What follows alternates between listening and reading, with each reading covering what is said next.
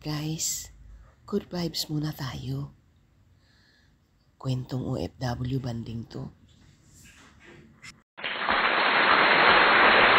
Ready, go! Hindi kasi si Inday, si Teresa at saka si Marites, mga Bisaya sila. Tapos, pumunta sila ng Maynila kasi gusto nang pumunta ng Luneta.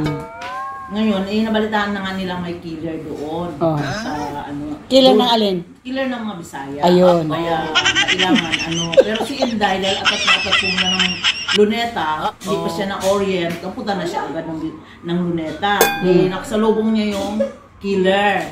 Then ano siya, Bisaya ka? Hindi. Bang! Patay agad si Inday. Nabalitaan yung dalawa ni Marites at saka ni Teresa. Ay pinag-aralan nila kung ano isasagot na hindi sila mahalata. Tapos si gusto pa rin talaga pumunta ng Luneta. Tapos si Teresa naman ang pumunta ng Luneta. Kasalubong naman niyang killer. Bisaya ka? Hindi.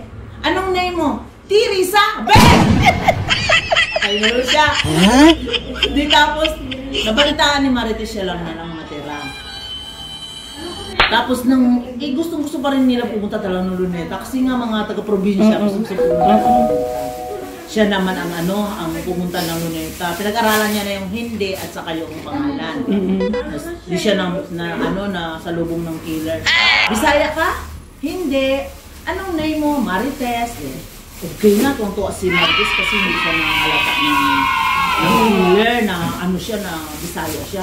Sa tuwa na yung Marites, yung tawa na ganito, yung gano'n na tawa, hindi pa nakakalayo yung killer, narinig siya. Tinawag siya, Marites? Yes! Kaya wala din. Patay din siya kasi bandit siya.